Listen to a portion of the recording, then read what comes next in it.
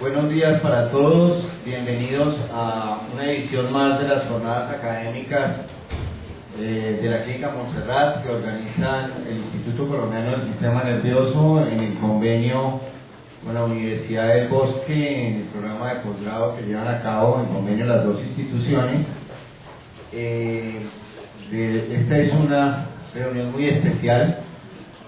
El invitado engalana el salón porque es uno de nuestros profesores más connotados y más queridos y de que quienes hemos tenido la oportunidad de recibir sus enseñanzas vivimos muy agradecidos con el doctor Mario González Velázquez, quien para los pocos que seguramente en el salón son muy pocos que no lo conocen, el doctor Mario González es médico, psiquiatra, psicoanalista, miembro del instituto, por muchos años fue director de la Clínica Montserrat y presidente de la Junta Directiva del instituto, además de haber sido presidente de la Asociación Psicoanalítica Colombiana, miembro didacta y un experto definitivamente en cualquiera de los temas de clínica psicoanalítica. Recientemente el doctor González ha publicado un texto muy didáctico a mi manera de ver y muy completo. La verdad considero, desde mi humilde opinión de psicoanalista de campo y profesor del programa de psiquiatría del instituto, que es tal vez el mejor texto de contenidos básicos por la claridad que tiene el libro del doctor González en cuanto a los conceptos del psicoanálisis que a veces son tan difíciles para quienes no trabajan en el campo del psicoanálisis. Así que sin más preámbulos quiero darle la bienvenida al profesor Mario González con nuestro agradecimiento por haber atendido esta invitación. Bienvenido, doctor.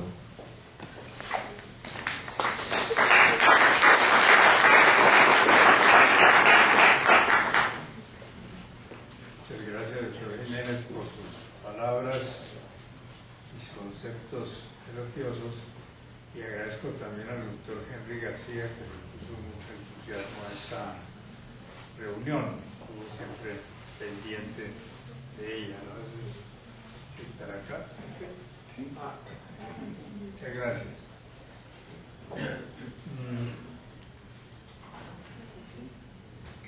Bueno, yo quisiera que esto no fuera una conferencia magistral como se esperaba seguramente, sino una amable conversación entre colegas, de modo que espero las intervenciones de ustedes en cualquier momento sin ninguna dificultad, sin ningún problema, para que podamos hacer un intercambio que a la final sea fructífero y productivo. Voy a hablarles del psicoanálisis. En cualquier momento podemos después relacionar cuál es la relación del psicoanálisis con la psiquiatría y con la medicina. Pero empecemos directamente con el tema para no perder tiempo. El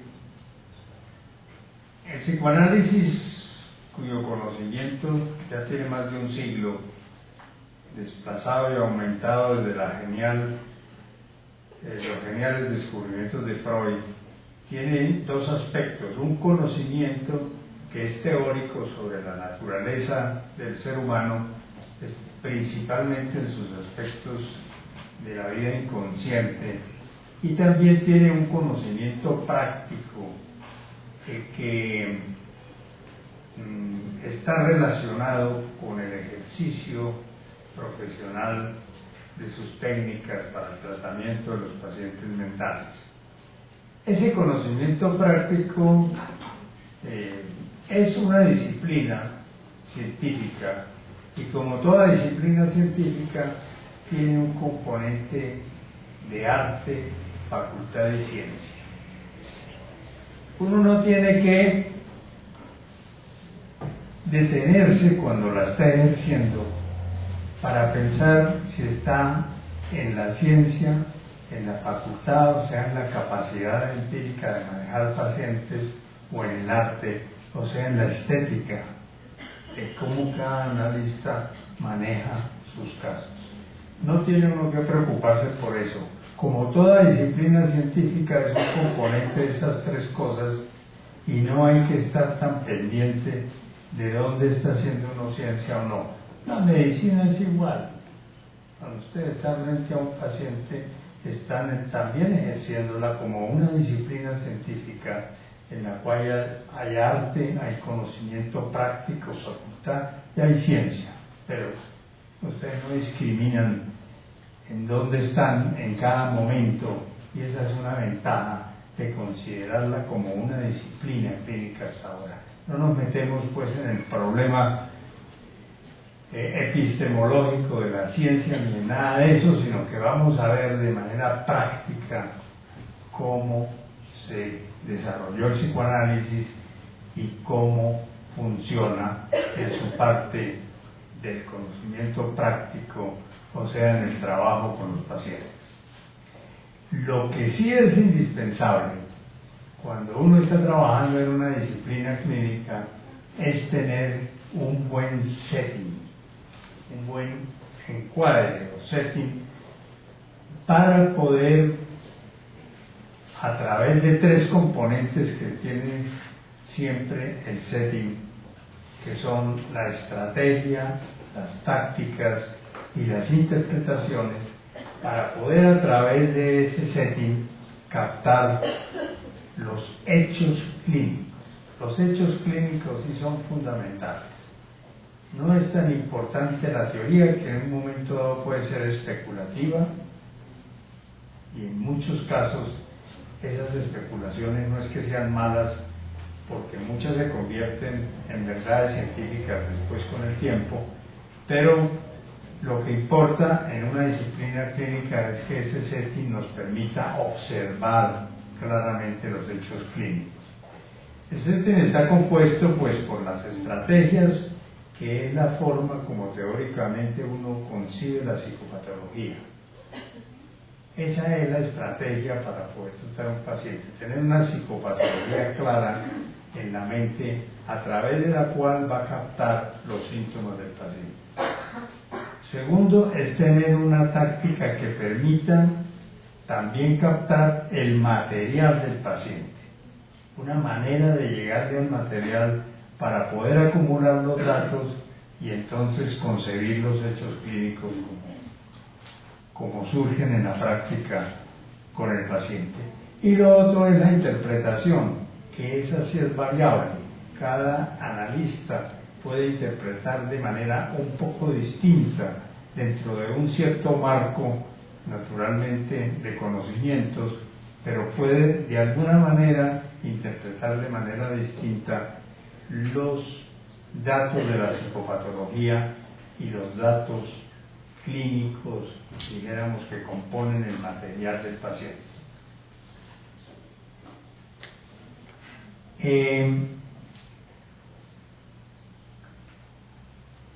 La idea que yo expongo en mi libro es que todos los síntomas que le llegan al psicoanalista pueden agruparse en 4 estructuras psicológicas, y más adelante explicaré cómo concibo en el libro las estructuras. Esas 4 estructuras son la estructura neurótica, la estructura narcisista, la estructura fronteriza y la estructura psicótica.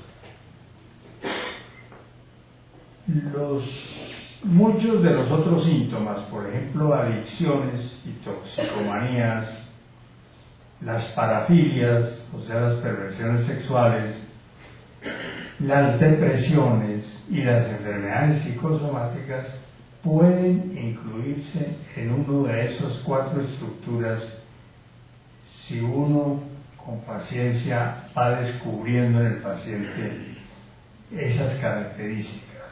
Por ejemplo, hay depresiones en neuróticos que son distintas, porque generalmente son por pérdida de un objeto amoroso, a las depresiones del narcisista, que ocurren más por la disminución de la autoestima en cualquier evento de la vida, o que son diferentes a la depresión vacía,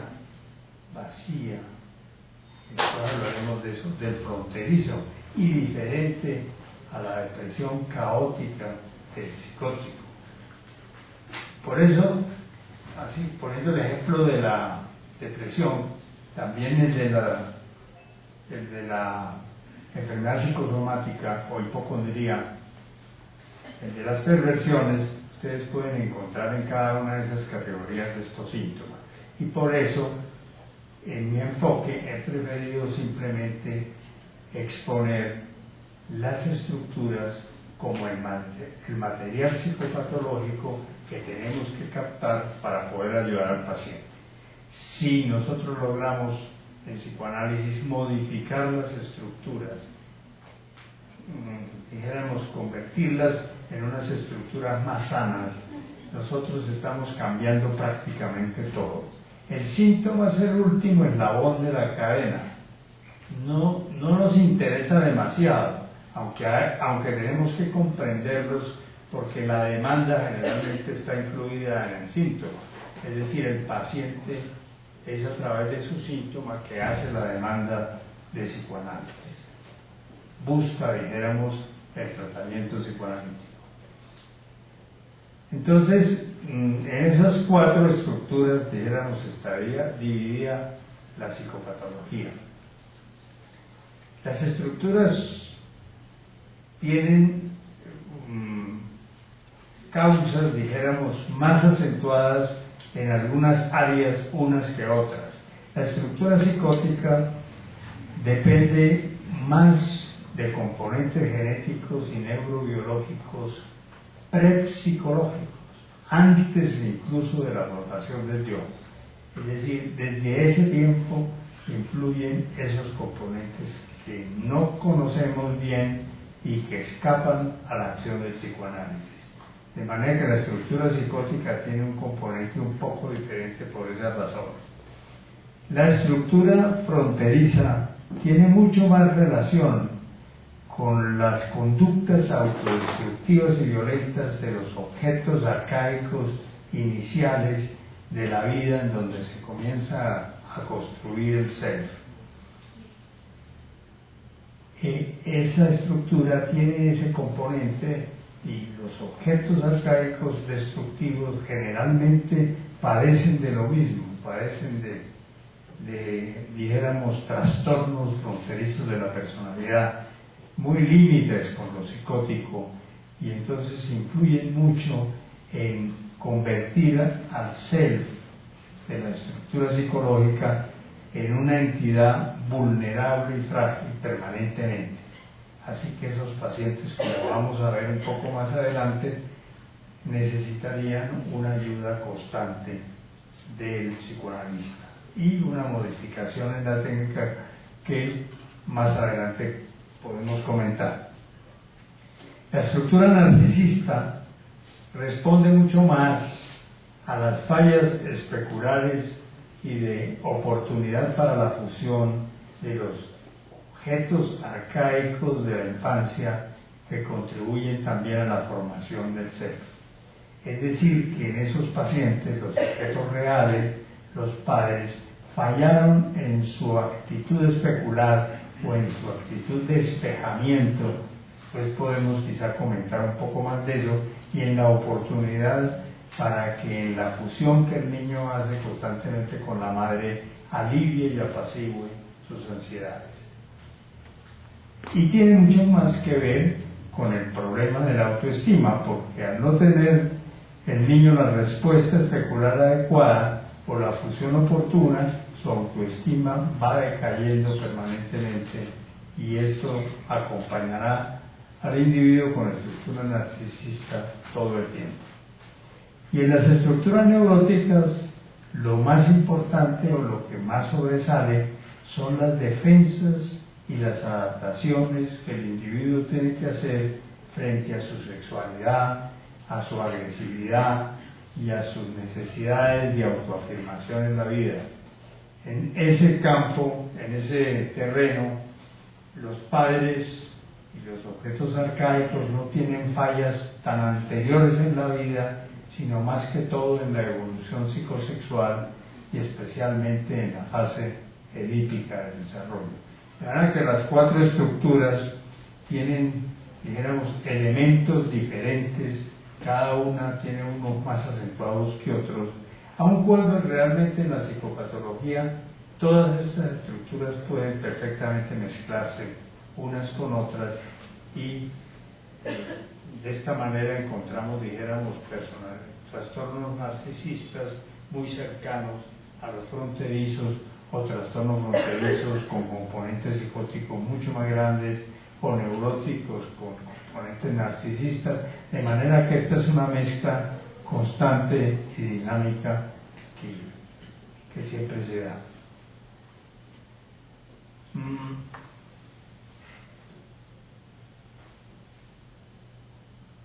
Visto así, la psicopatología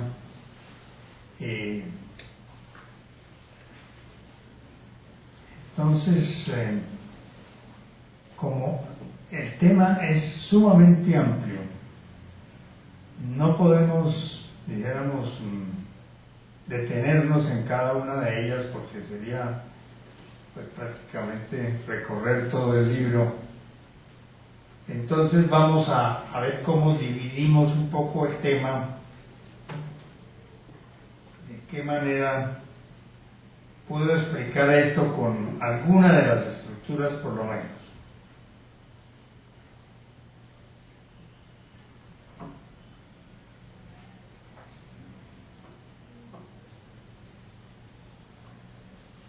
Quisiera tal vez comentarles muy brevemente algo que todos ustedes saben muy bien, y es que cómo hizo Freud para llegar a los descubrimientos del psicoanálisis a partir de los hechos clínicos. ¿Cuál fue el primer hecho clínico que Freud, digamos, descubrió o tuvo presente para desarrollar toda su teoría y para concebir la psicopatología y el desarrollo de la personalidad? ¿Cuál fue ese primer hecho clínico? Fue una violación por los progenitores de una persona. Anao. Muy bien, muy bien. Un trauma infantil, un trauma en la infancia. Muy bien, ese fue el hecho. ¿Cómo lo observó? A través de la hipnosis. A través de la hipnosis. Él se le acercó a Brower cuando estaba hipnotizando a Ana O, a la paciente Ana O, a través de la hipnosis. Y a través de la hipnosis, ¿qué descubrió para llegar al trauma? Que había una parte de la mente que estaba silencioso, no había querido... Que había una parte de la mente silenciosa, que no era informativa, en donde eso había quedado ocultado por mucho tiempo, y que a través de la hipnosis él podía recuperar los recuerdos y además la descarga emocional que eso producía, que acompañaba al recuerdo, y al recordar el paciente mejoraba su trauma. Por ejemplo, Ana O mejoró muy fácil, en una sesión de hipnosis de la parálisis del brazo, que estaba asociada a la fantasía de la niña de coger el pene del padre porque ella lo cuidaba en la enfermedad bastante invalidante, y allí se resumió el conflicto del deseo con el castigo, y él por eso pudo descubrir que en alguna parte de la mente había quedado todo ese recuerdo y que rememorando entonces se podía mejorar. Primer hecho clínico y primer descubrimiento, el inconsciente, descubrimiento clave para el psicoanálisis, porque eso estuvo acompañado inmediatamente de otro mecanismo, de un mecanismo ya, dijéramos, psicodinámico, que es que el inconsciente solo es posible por el mecanismo de la represión. La represión es la piedra angular del psicoanálisis. La represión era, de acuerdo con la concepción de Freud, determinaba el ocultamiento de los síntomas y por lo tanto simultáneamente creaba ese espacio que es el inconsciente, en donde las cosas quedaban olvidadas por mucho tiempo hasta que se podían recuperar por la hipnosis. Entonces, al recuperar el inconsciente, pues Freud tuvo que enfrentarse con una especie de aparato psíquico inicial. Entonces comenzó a describir el aparato psíquico, muy importante, porque la mente no tenía un aparato psíquico. La psicología toda era del nivel consciente y nunca del nivel inconsciente, y para explicarse el nivel inconsciente tenía que describir un aparato psíquico. Entonces, al describir el inconsciente, también tuvo que describir la conciencia, que estaba mucho más relacionada con la percepción, y en la mitad un preconsciente, porque allí estaban dos tipos de recuerdos que él tenía que diferenciar. Eran los recuerdos que uno normalmente tiene y que con un esfuerzo puede recuperar, y los que no pueden recuperar están en el preconsciente, pero no pueden recuperar sin una ayuda de un método de la hipnosis, de la reacción, de la sugestión, o después de la libre asociación de ideas. De modo que Freud describió el primer aparato psíquico así: consciente, preconsciente e inconsciente. Primera tópica que se llamó y primera concepción del aparato psíquico. Y con eso pudo, dijéramos, tratar y concebir los traumas infantiles, la psicopatología de la vida cotidiana y los sueños, con esos elementos del aparato psíquico. Pero después la cosa se complicó más, porque al andar en la psicopatología y tener que estudiar las fobias y las obsesiones y las histerias y la conversión, ese aparato psíquico inicial no le servía mucho y tuvo que pasar a la descripción de la segunda tópica o segundo aparato psíquico, que fue los analistas, el ello, el yo y el superior. El ello, el representante de los instintos o las pulsiones; el yo, el representante de la realidad y de la, dijéramos, capacidad de resolver los conflictos; y el superyo, la introyección de las normas prohibitivas de los padres. Y con ese aparato psíquico segundo pudo describir los síntomas más complejos de la neurosis, especialmente porque los pacientes eran de tipo neurótico, los que Freudian estudió inicialmente. ¿Qué describió también rápidamente? Entonces, ¿qué es lo que mueve todo ese aparato psíquico? Una pulsión, un impulso, un instinto. Teoría de los instintos de Freud. La teoría de los instintos. ¿Cuál es el impulso, el instinto que mueve todo eso? Que mueve el conflicto entre el ello, el yo y el superior. Que mueve los traumas sexuales de la niñez, que mueve toda la patología. Ese impulso, esa pulsión, básicamente era el impulso sexual. El impulso sexual, que al principio él lo opuso a los impulsos de conservación. Entonces la primera descripción de los impulsos lo dividió en impulsos sexuales e impulsos de conservación. La segunda, el libido objetal, o sea que el impulso tenía una libido. La libido es una energía para Freud. Una libido objetal y una libido narcisista. Y la tercera fórmula fue entre que el impulso sexual era el impulso de vida y el impulso de muerte, el impulso agresivo, era su contraparte. Entonces son como tres divisiones de los instintos, pero lo importante es que el impulso instintivo, la pulsión, es la energía que mueve todo el psiquismo y que determina toda la patología.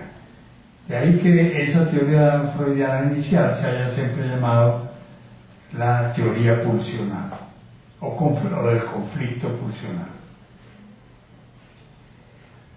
Ese instinto tenía unas características que yo creo que todos ustedes han leído, una perentoriedad, un ímpetu, un objeto, que son aquellas personas o partes de personas en donde se descarga el instinto, un fin, que es la satisfacción, y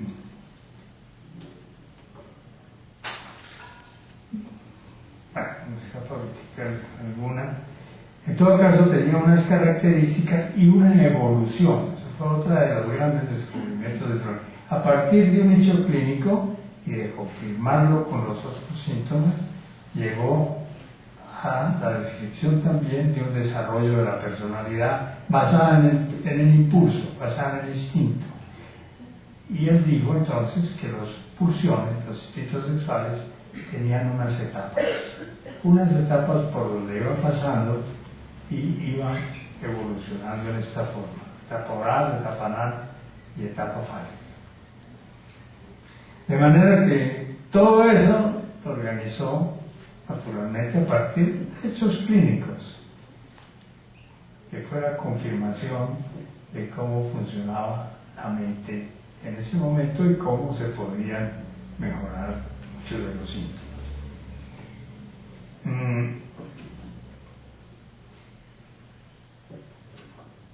Esto es una síntesis totalmente arbitraria, ¿no?, de Freud. Eso pues es simplemente para mostrar el problema de la disciplina clínica y cómo por los hechos clínicos permiten deducir una gran cantidad de concepciones de tipo teórico, psicopatológico y de tipo terapéutico, porque al lado de eso, pues él abandonó la hipnosis, porque muchos pacientes tenían resistencias para poderse someter a la hipnosis, pasó a la reacción, luego al método catártico y finalmente llegó a la libre asociación de ideas, que fue cuando realmente nació el psicoanálisis.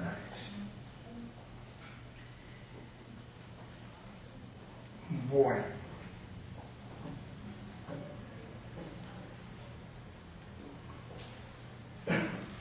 entonces ahora sí, metámonos en uno de las estructuras para darles a ustedes una idea de cómo funciona esto. La estructura neurótica.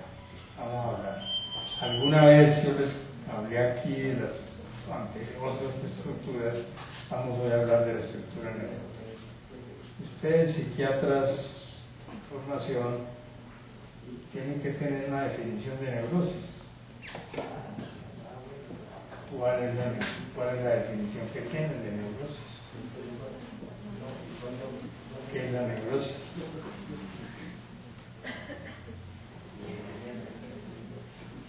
¿Quién inventó el término neurosis y qué es la neurosis? La neurosis es la enfermedad más común en el ambiente ambulatorio. Son los pacientes que más nos llegan. Tenemos que conocer bien la neurosis, ¿no es cierto? Tal vez en la práctica docente ustedes tengan más contacto con los psicóticos, con los fronterizos, pero los neuróticos son muy importantes, que nos aprendan. Mario, es que el problema más grave es que el término neurosis decidieron abolirlo de las clasificaciones. Ajá. Y entonces, pues uno se lleva la sorpresa, y creo que el valor más importante es que bueno, Freud viene de la neurología y de una época de la medicina bien importante, que es que estaba Virchow y está la anatomía patológica. Y el elemento crucial allí es que eran trastornos en los cuales no podía evidenciarse un trastorno anatomopatológico. Y entonces, el tema más complejo que hay, y creo que el valor tan importante y la actualidad que tiene tu aporte, es que en las clasificaciones actuales, llámese DSM-5, DSM-4, incluso DSM-3, pues se decidió mezclar y enredar todo esto, cuando Freud, algo que es muy valioso que tiene, es que Freud fue un respetuosísimo, respetaba profundamente las clasificaciones nosológicas, y la clasificación freudiana se mantiene hasta el final. Incluso en un momento dado, antes del 900, Freud intentó agrupar grupos de 100 pacientes que tenían, digamos, una estructura sindromática muy semejante, cuando él tiene el artículo de la separación de la neurosis y la angustia de otros tipos de neurosis. Y el tema más complejo es que hoy se encuentra uno con que los profesionales, un poco malentendiendo la antipsiquiatría, señalan que el diagnóstico es una cosa estigmatizante. Entonces, tenemos una pelea por un lado de los psicoanalistas que dicen que no debe diagnosticarse porque se estigmatiza, en los psiquiatras que el diagnóstico lo vuelven una cantidad de cajoncitos que termina uno generando una confusión, y la psicopatología básica de los psiquiatras Kraepelin y estos, psicosis, neurosis y psicopatía, que es más o menos la que sigue Freud. Pero el problema más central es que esta pregunta que tú haces tan central, en los textos de psiquiatría actual o en las concepciones de psicopatología psicológica desaparece, porque neurosis es un término que no debe usarse, porque es polisémico, porque no. Perdón.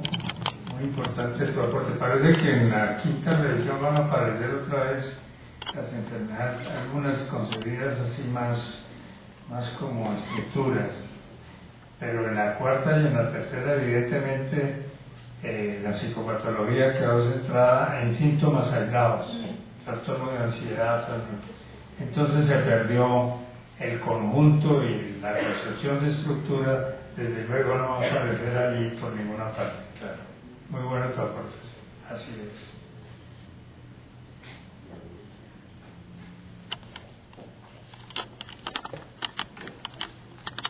El concepto que yo tenía, o que siempre he tenido, de la neurosis, según Freud, y lo que nos deja entrever, es que la neurosis es una exageración del comportamiento o un comportamiento errado. Sí, es un trastorno del comportamiento errado, exagerado o de todos modos cambiante.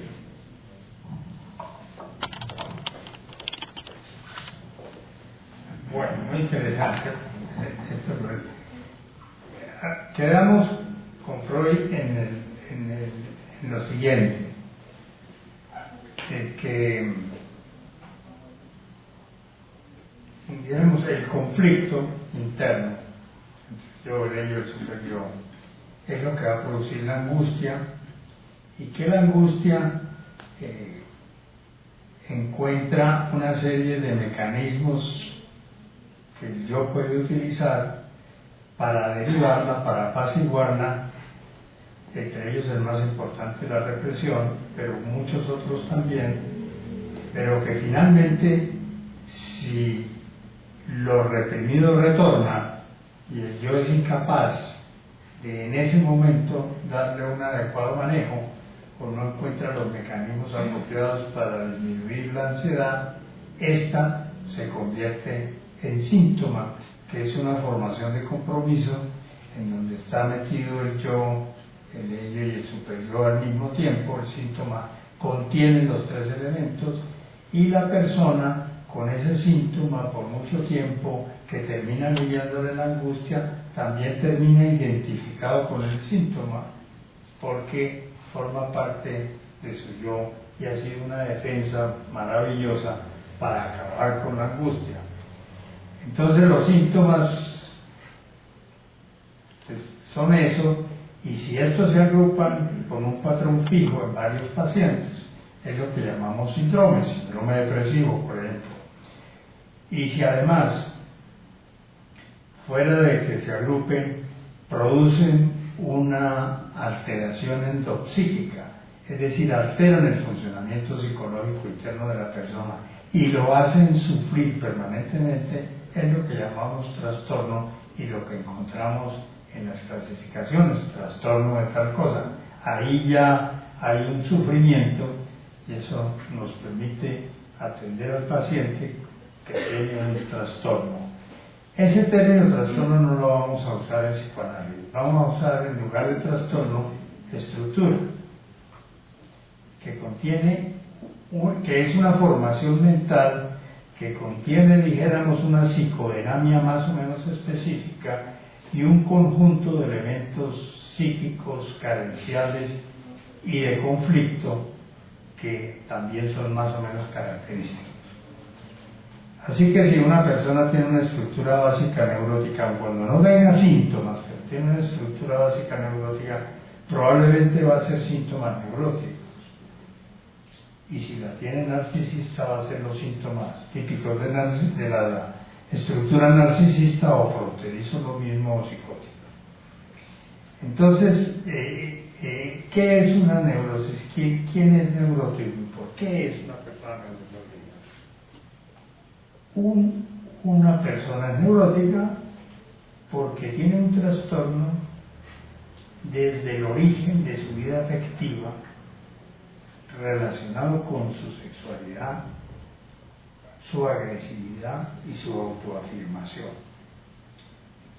Entonces el neurótico, cuando comienza, el niño desde muy pequeño, cuando comienza la vida del neurótico, la descripción tal vez mejor fenomenológica que podemos hacer es que el neurótico, por ese conflicto interior y por no haber podido resolver en sus orígenes la vida afectiva y haberse le complicado más cuando llegó a su complejo de Edipo, a su fase edípica genital, ese individuo es un ser totalmente necesitado de amor.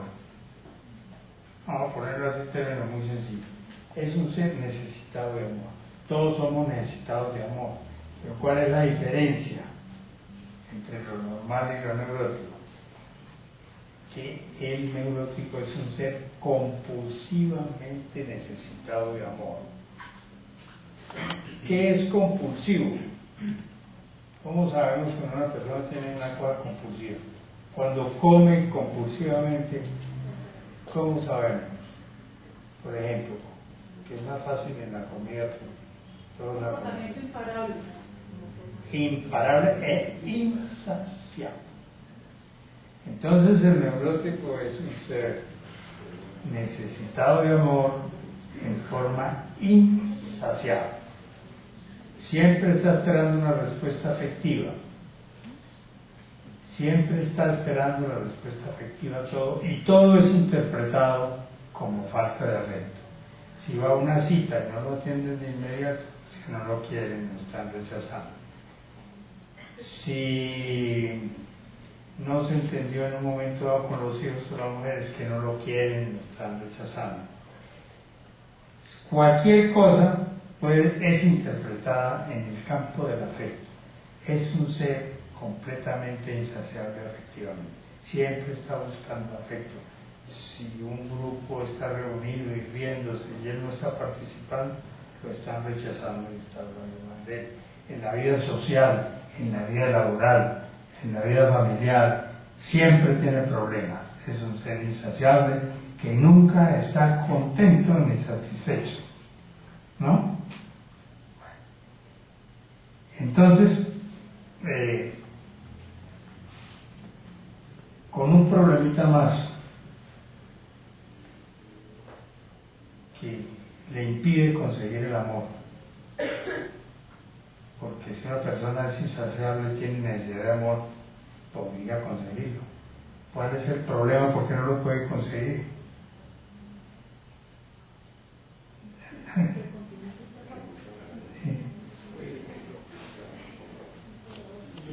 pensaría que probablemente ahora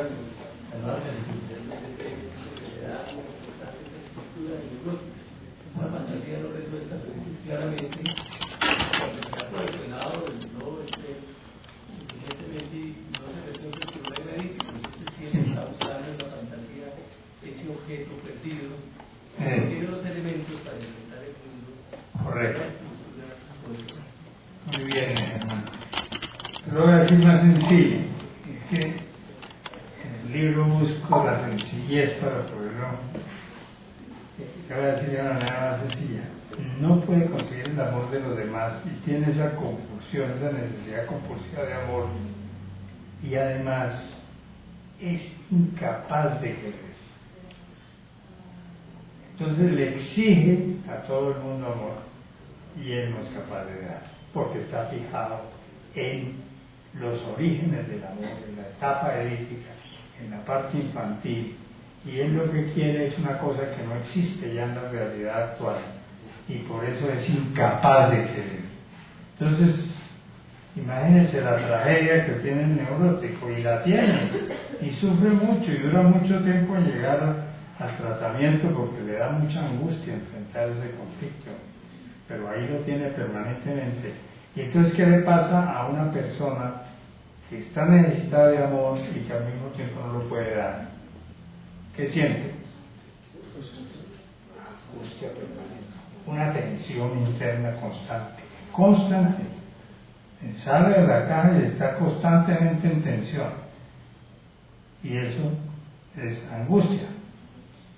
¿Qué pasa con la angustia? Que nunca la reconoce. Tenemos ese problema en la clínica, nunca la va a reconocer. La angustia es desmentida, intelectualizada, la angustia es reprimida, la angustia es negada. El paciente dice: doctor, yo tengo muchas preocupaciones, yo angustia no tengo, pero tengo muchas preocupaciones de tal y tal cosa que me va a pasar en el trabajo, tal cosa que me van a votar. Pero es que allá pues votan a todo el mundo, viene la racionalización, y además eso, allá me dicen que es que yo soy muy tenso, muy nervioso, pero eso no es angustia, eso es otra cosa, eso es una reacción normal. La desmentida es eso es una reacción normal. Yo no tengo angustia, y la primera dificultad muchas veces en el análisis es poderle mostrar al paciente toda la angustia que está detrás de todo lo que le pasa, ¿no? Es una de las primeras dificultades, de las primeras resistencias, es demostrarle al paciente, llevarlo a que pueda observar su angustia y a que se comience a hacer cargo de su angustia, porque de eso depende mucho el poder trabajar después clínicamente con él. ¿Qué síntomas, qué manifestaciones tienen la angustia? Son múltiples. Recuerden ustedes algunas de los pacientes neuróticos que ven.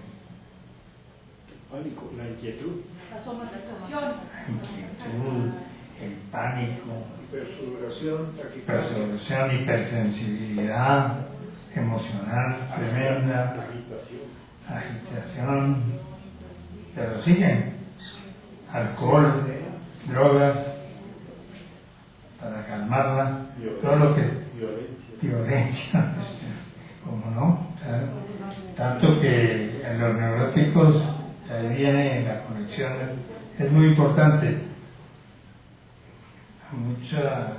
La neurosis se ha usado para decir esa persona muy rabiosa, muy neurótica, ¿no? ¿Por qué? Porque el principal síntoma, el principal mecanismo defensivo de la angustia, de la neurosis, es la agresividad defensiva. Entonces el neurótico, cuando comienza a sufrir de mucha angustia, comienza a defenderse con la agresividad. La agresividad además le sube un poco la autoestima. Él está irado y violento porque le incumplieron en alguna cita, en algún negocio, está airado, violento, está defendido de la ansiedad, no está viviendo la angustia, sino la agresividad defensiva. Pero ¿qué pasa con la agresividad defensiva? ¿Qué pasa con la agresividad defensiva? Que el neurótico la tiene que reprimir también, porque si no la reprime, ahí sí que menos amor va a tener. Y él sabe que si no reprime su agresividad contra los objetos, menos amor va a conseguir. Y su necesidad compulsiva de conseguir amor es tan grande que reprime la agresión. Y al reprimir la agresión, se angustia más. Entonces autoperpetúa la neurosis. Y entonces la estructura neurótica se vuelve imposible ya de salir de ella. Sí. Doctor, yo no sé si los pacientes que se encuentran en ese círculo vicioso que son identificados como neuróticos, necesariamente son agresivos. ¿Se podría decir que todos los agresivos son neuróticos o somos neuróticos? Y digo somos porque en Colombia, la gran mayoría de nosotros somos impulsivos, somos agresivos. Se podría en este caso decir, hay el tanto por ciento de los nacidos en Colombia o los que vivimos aquí somos neuróticos. Bueno, los psicoanalistas los frustramos mucho a las personas que trabajan en el campo social porque somos incapaces de trasladar esto, ¿no?, a los fenómenos sociales que son mucho más complejos. Realmente, así como hay neuróticos que pueden vivir permanentemente hostiles y aislados, hay unos que se aíslan completamente para evitar las frustraciones y para evitar el desamor y la desconsideración de los demás. Y esos seres en un estado de afecto muchas veces se aíslan y son seres que no vuelven a participar ni a competir. En la neurosis hay muchas inhibiciones en la competencia. El neurótico generalmente, por la misma angustia, tiene sentimientos de inferioridad muy grandes, de incompetencia muy grandes, de impotencia muy grandes, y tiene muchas inhibiciones psicológicas, porque esa también es otra manera de defenderse de la angustia. Pero puede hacer reacciones contrafóbicas. Entonces un sujeto con una inhibición muy grande, incapaz de relacionarse socialmente, que no puede hablar en público, que no puede desenvolverse en las relaciones humanas, de pronto con un traguito o con alguna componente estimulante puede volverse totalmente lo contrario, y incluso sin alcohol, como pura formación reactiva, puede volverse exigente, violento, y puede tener también un neurótico de defensas, como por ejemplo, en vez de sentirse inferior, hacer una formación reactiva y entonces colocar en el dinero el poder y volverse muy dominante, ¿no? Que no tienen el dinero para usar o disfrutar sino para imponerse a los demás, el poder también. Y en el amor puede haber reacciones, dijéramos, de hipersexualidad compensatoria para quitarse el sentimiento de impotencia que muchos tienen, porque en el neurótico hay un trastorno de las relaciones humanas muy grandes. La afectividad y la sexualidad generalmente son de tipo degradante, humillante para el objeto que los quiere, de una gran exigencia, de una gran incomprensión. Entonces, eso también es parte, dijéramos, del componente de angustia, y a veces hacen reacciones, es que es muy variado, a veces pueden hacer reacciones, por ejemplo, al contrario, dramáticas, de suicidio, de reacciones de chantaje emocional muy altas, para obtener el amor por ese mecanismo también. Todo es para obtener el amor, ¿no? Estoy haciendo una síntesis, pero si ustedes leen un poco la descripción, que además es demasiado sucinta la que hago porque es un libro muy básico, pero que se puede ampliar en muchas otras descripciones de la neurosis, pues encontrarán toda clase de síntomas. Lo importante, lo más importante en la estructura neurótica es que el individuo siempre está insatisfecho, que nunca cumple sus metas de placer y de goce, y que ese es un problema relacionado con la vida afectiva, ¿no?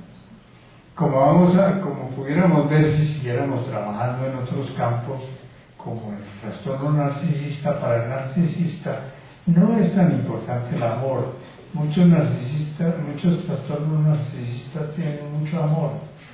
Para ellos es importante la autoestima, que los reconozcan, que los consideren, que no los desconceptualicen, que no los aparten de la vida social, es decir, que les hagan perder autoestima. El amor no les importa mucho, realmente no tienen mucha sensibilidad ahí en ese campo, sino en la autoestima, los valores, autovaloración personal, ¿no? De manera que sería demasiado extenso ver todos los síntomas de la estructura neurótica. Podemos pasar un poquito a ver cuál es el tratamiento psicoanalítico para una estructura neurótica. ¿Cuál piensan ustedes que es aquí? Y aquí sí vamos a tener diferencias grandes. El psicoanálisis. Por ejemplo, usted en su libro recomienda la psicoterapia de orientación dinámica en las estructuras fronterizas. En las neuróticas, ¿por qué no? En las neuróticas, porque esa pregunta es la clave de todo. Porque el neurótico es capaz de hacer transferencias. Freud llamó las transferencias neuróticas la neurosis de transferencia. Y el narcisista también. Otro tipo de transferencias que se descubrieron de los años 70 para acá. Entonces, el neurótico es capaz de hacer o de desarrollar el elemento básico para el tratamiento psicoanalítico. Por eso el neurótico es la persona más indicada para el tratamiento psicoanalítico. El neurótico, la estructura neurótica y la estructura narcisista. La estructura fronteriza no, porque el fronterizo tiene excisiones verticales, aspectos de la personalidad unas aisladas de las otras. Además hace regresiones psicóticas, además tiene conductas pseudopsicopáticas, además tiene polineurosis que no se puede por ese lado tratar, y además de eso tiene una vulnerabilidad, una fragilidad, no tiene ser cohesivo y se puede en un fin de semana desestructurar completamente. Y el psicoanálisis no puede, dijéramos, crear una situación de vínculo confiable y operativo que le permita poder seguir aún con las interrupciones que tiene el tratamiento. El fronterizo es mucho más complejo y por eso hay que hacer otro tipo de psicoterapia expresiva con parámetros. El tratamiento psicoanalítico clásico, que es el freudiano clásico. Lo clásico es lo de Freud. Después lo llamamos ortodoxo de los discípulos de Freud, pero que siguieron a Freud. Esos son como los psicoanálisis que se aplican en la neurosis y en el trastorno narcisista.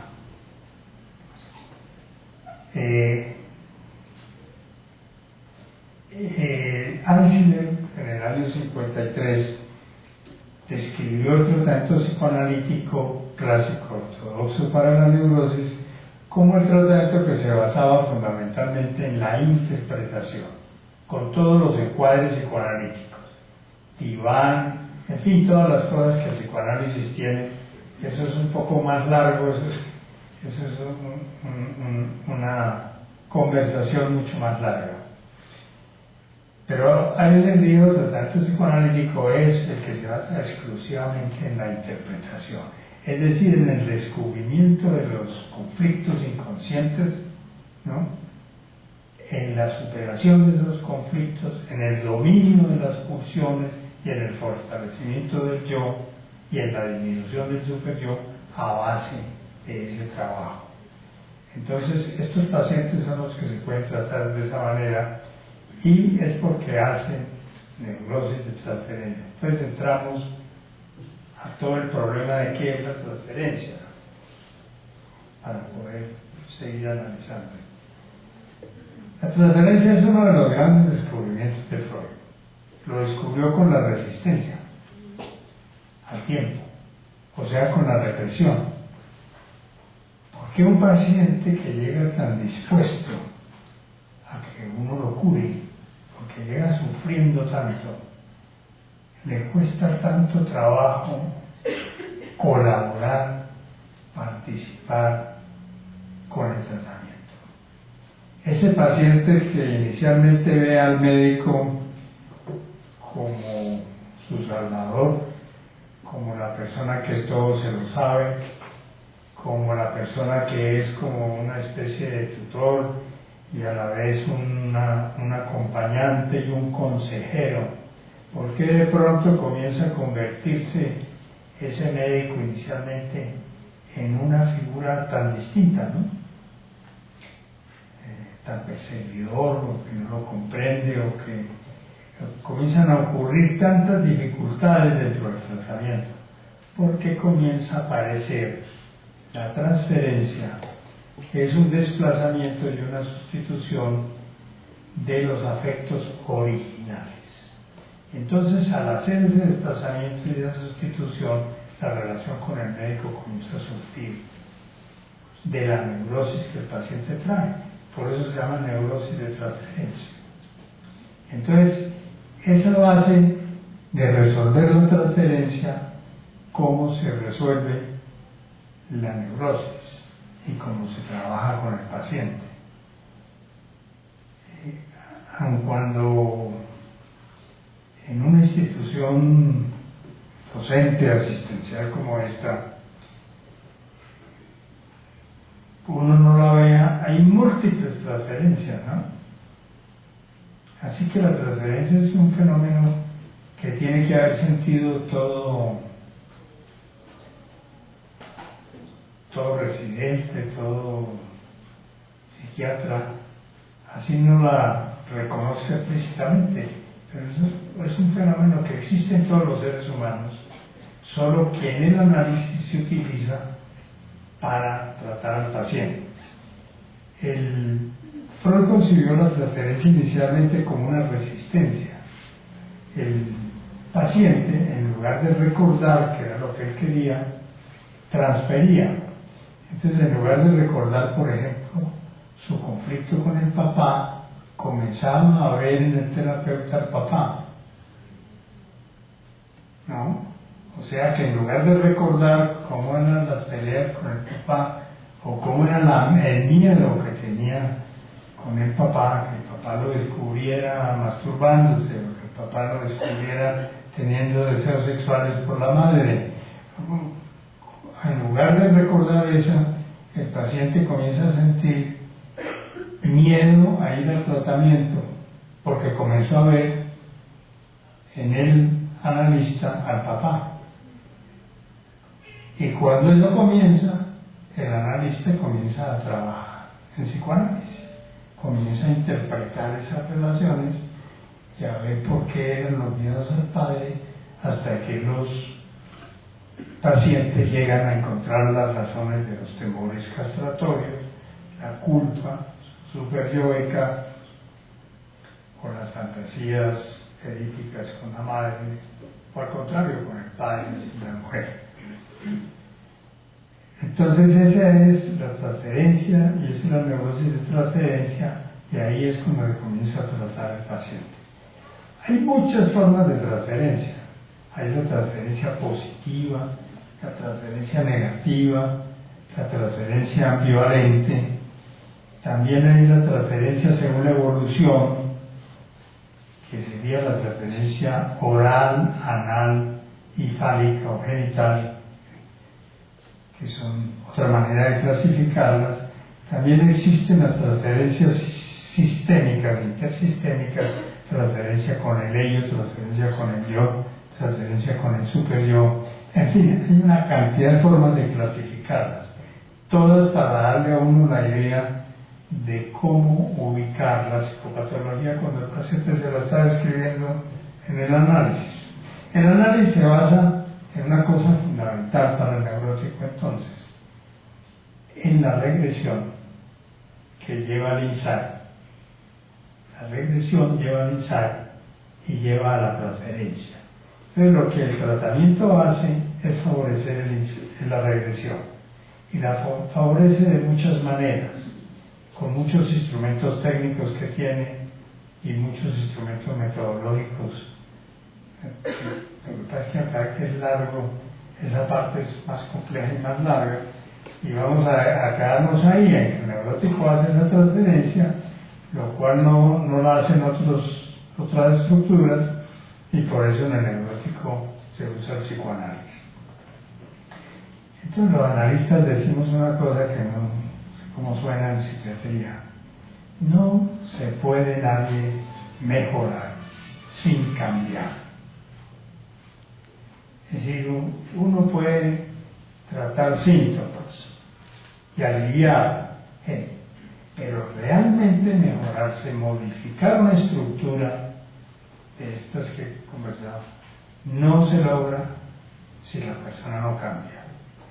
Y no puede cambiar si no tiene la capacidad y la desarrolla y la amplía de observarse e identificar los conflictos que le impidieron ser de otra manera. Porque es que uno puede autoobservarse. Eso es difícil, tenemos mucha resistencia, muchas defensas, pero es una tendencia natural. Uno tiende a autoobservarse. El yo se divide, como decía Freud, en un yo observador y un yo operativo, un yo que funciona y uno que observa. Uno puede autoobservarse. ¿Por qué puede uno autoobservarse? ¿Por qué puede uno autoobservarse?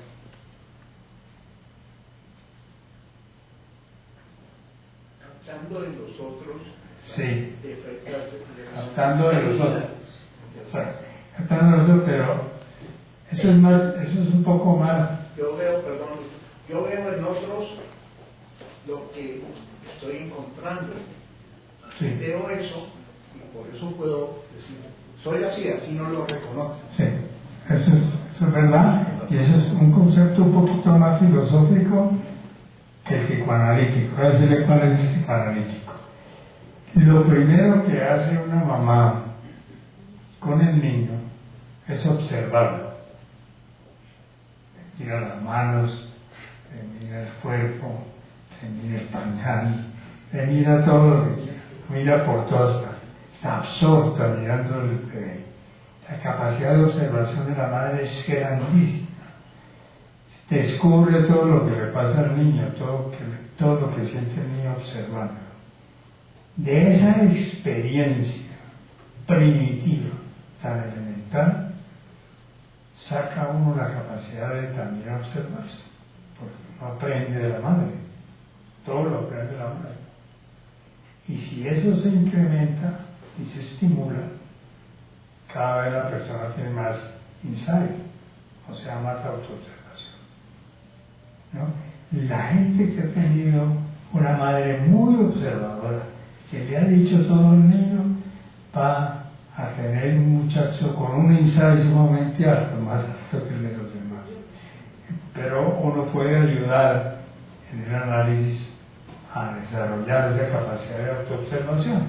Y el análisis se basa mucho en eso, en lograr ese insight para llegar a los problemas profundos. Ahora, las otras transferencias, antes de que Fernando, serían, ya por psicopatología, que son distintas, cada una tiene sus características, la transferencia histérica, la obsesiva, la fóbica y la de pánico. Son distintas y podemos hablar un poquito sobre ellas. Sí, Fernando. Gracias. Después de haber pensado en toda esta forma de verlas, lo psicopatológico, lo normal, ¿cómo lo concibes? Lo normal es un problema, pero los psicoanalistas es muy grande. Casi nunca lo vemos, realmente casi no vemos la normalidad. Pienso yo, es un ideal.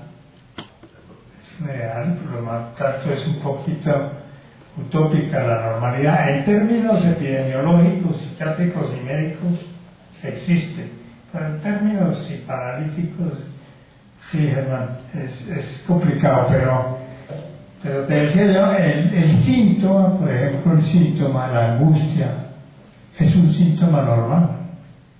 La angustia es normal. La angustia se vuelve normal cuando tiene estas otras características de la neurosis, de la necesidad compulsiva y de las defensas que crea el neurótico para no reconocer la angustia. Si usted encuentra una persona normal, si estoy angustiado por tal y tal cosa, ese es un síntoma normal, es una dijéramos, sensación subjetiva de dolor, de sufrimiento o de molestia que es perfectamente normal. Y ahí la diferencia estaría en que en el otro caso hay otros componentes que hacen que la persona ya sufra excesivamente. Por eso cuando le preguntan a uno en psicoanálisis cuáles son las indicaciones del análisis, yo digo el sufrimiento crónico de cualquier tipo, neurótico, narcisista, fronterizo, la persona que está sufriendo busca la ayuda, es propicia para el psicoanálisis, es la que necesita, no tanto los síntomas. Los analistas no seguimos los síntomas médicos. El psicoanálisis no es una especialidad de la medicina, ni es una subespecialidad de la psiquiatría, es una disciplina científica aparte. Es una disciplina científica aparte, no lo es, pero es una ciencia básica de la psiquiatría. Hay que saber psicoanálisis, teóricamente o mucho mejor si fuera vivencial y experiencialmente, si se viviera el psicoanálisis, pero aun cuando no sea así, con conocimiento racional. Hay que conocer muchos de los principios del psicoanálisis, porque es una ciencia básica de la psiquiatría. La psiquiatría sin psicoanálisis se hubiera quedado muy atrás. Pero no es, cuando nosotros escuchamos, cuando nosotros escuchamos un síntoma, por ejemplo, no lo escuchamos como al médico. El médico le da un síntoma, el paciente le expresa un síntoma, tengo dolor de cabeza, tengo mucha molestia, tengo mucho sufrimiento, y el médico inmediatamente sale a quitarle el dolor de cabeza. La analista no, ni nos inmutamos con el síntoma, ni nos sentimos culpables, ni queremos hacer nada. Más bien estamos oyendo lo que el paciente no nos ha dicho, y el síntoma es solamente una cosa manifiesta, que no nos dice mucho, y entonces a veces preferimos pensar así, bueno, este señor me está diciendo que vive con dolores de cabeza, y yo mientras tanto estoy pensando no en quitarle el dolor de cabeza, sino pensando por qué le gustará tener dolor de cabeza. A usted les parecerá horrible que un analista piense así, porque ¿dónde está el conflicto que lo lleva a ese síntoma psicosomático? ¿Dónde está lo que él hace para que le duele la cabeza? Allá es donde está el analista pensando. De manera que hay un enfoque clínico distinto. Además, el paciente de análisis es un paciente individual totalmente. Individual, no está sujeto a la estadística, no está sujeto, porque todos son distintos. No funciona eso. Sí, hermano.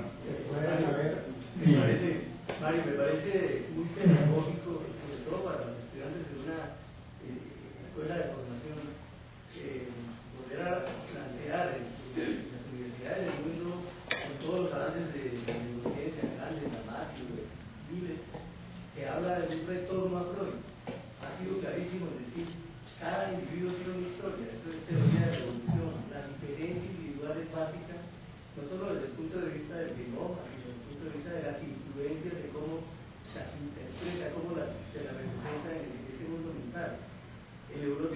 de una fantasía que no encuentra como no puede amar porque nunca se sintió amado ni condicionado.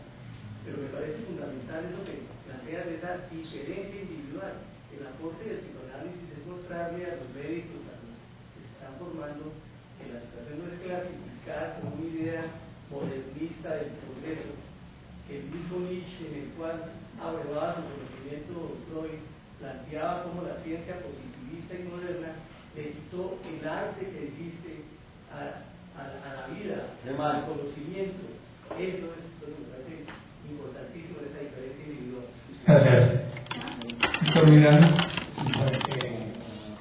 Yo le escuché inicialmente que era buena la controversia. El inconsciente nosotros fue algo de Charles Piaget, el profesor de Charcot. A través de la hipnosis, de la sugestión postsensórica, como un paciente más adelante puede actuar de tal manera con una sugestión olvidando lo que se le ha dicho, y de alguna manera Sigmund Freud estuvo también allá en las Argentinas. ¿Puede alguien hablar de psicoanálisis sin haber sido psicoanalizado? Sin haber vivido eso? Claro, sí, el psicoanálisis se ha expandido. Una aproximación. En su parte teórica se ha expandido a muchísimas otras ramas de la ciencia y a muchas disciplinas de todo tipo. Yo creo que todo el mundo habla de psicoanálisis hoy en día porque eso es una como teoría, algo tan importante como el evolucionismo, como cualquier teoría del ser humano, es igual de importante. Hacer psicoanálisis, trabajar con psicoanálisis sin ninguna experiencia analítica es un poco difícil porque el problema de la transferencia es que crea una cosa que se llama la contratransferencia. El problema es que el analista queda involucrado también neuróticamente en el tratamiento. Entonces, si no hay un trabajo sobre la propia neurosis, yo diría que suficientemente bueno, pues se puede arriesgar mucho que el tratamiento se deforme o se distorsione por esa razón, si no existe eso. Hubo, sin embargo, analistas en los principios del psicoanálisis que tuvieron muy poco entrenamiento, algunos. Freud mismos, pero Freud creyó que había descubierto la transferencia por los sueños de los pacientes y por autoobservación. Y Freud hizo transferencia con Fliss. Y está muy bien estudiada. Y luego con Ferenczi y con Jung. Sí. Y con Charcot, ¿no? Con Charcot tuvo una admiración enorme y una relación casi como de hijo a padre. Y una diferencia conceptual tremenda que la puso en la nota, en el obituario que le hizo a Charcot también, ¿no? Al final de su vida, porque Charcot murió, según Freud, en otro término, pero Charcot murió aferrado a la teoría de la herencia, ¿no? De la histeria, de la herencia biológica de la histeria, y esa fue, pero le hizo un obituario lindísimo. Es que el problema es que Charcot no le paró bolas a la sexualidad de Freud. Ni Brower tampoco. Brower se asustó con una nao y salió corriendo y no le paró bolas a las teorías sexuales. Claro, el que le paró bolas fue Fliss, porque Fliss tenía una teoría sexual de la nariz, otorrinolaringólogo, médico de Berlín. Sí. Entonces, hasta darle bolas a Freud sobre la sexualidad, pues la transferencia fue inmediata, porque era lo que Freud necesitaba, porque nadie le creía y todo el mundo lo rechazaba por hablar de sexo en una sociedad, por hablar de sexo con los médicos. Los médicos no admitían el sexo. Los médicos creían que el pene, la vagina, eso era para tener hijos nomás, o para orinar, o para... Los médicos no creían que había sexo, prácticamente. Le quiero contar, antes de hacerle mi pregunta, que esta mañana una de nuestras residentes hizo una muy linda y además bastante buena presentación sobre el amor de transferencia. Así que el tema en el grupo de residentes hoy está pues al día. Me parece que la pregunta de Eduardo es muy clave y creo que a eso apunta su libro.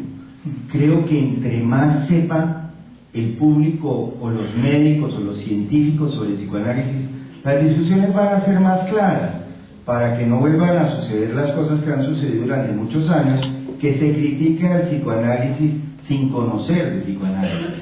No necesariamente hay que estar en un diván para conocer el marco teórico sobre el que se habla.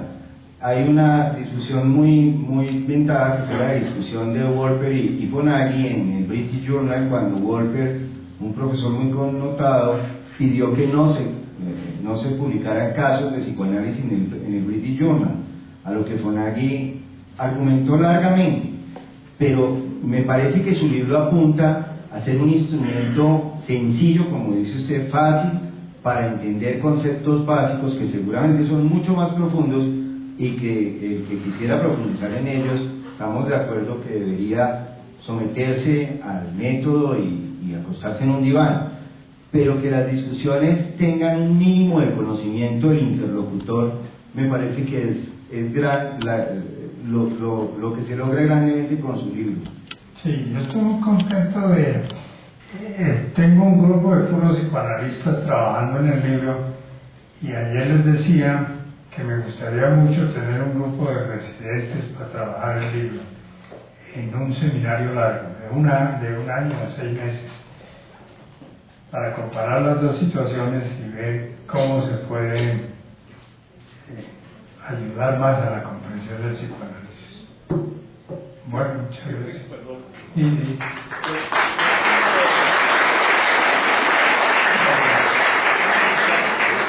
Innovaciones en psicoanálisis. ¿Las innovaciones? Procesos innovadores. Desarrollo innovador en el psicoanálisis. Más que todo comenzó con las nuevas patologías, desde el punto de vista clínico, porque antes, después de los seguidores primeros de Freud, hubo muchas innovaciones teóricas, pero yo creo que las clínicas empezaron un poco más tarde y se aplican especialmente a los trastornos narcisistas, fronterizos y psicóticos, ¿no? Y a la misma neurosis, porque la neurosis ya tiene nuevos componentes por las influencias culturales, ¿no? La histeria. No alcanzamos a hablar sobre la histeria, sobre los neuróticos obsesivos, porque allí se manifiestan en las nuevas histerias los cambios culturales y los cambios, por lo tanto, en el abordaje de esos pacientes.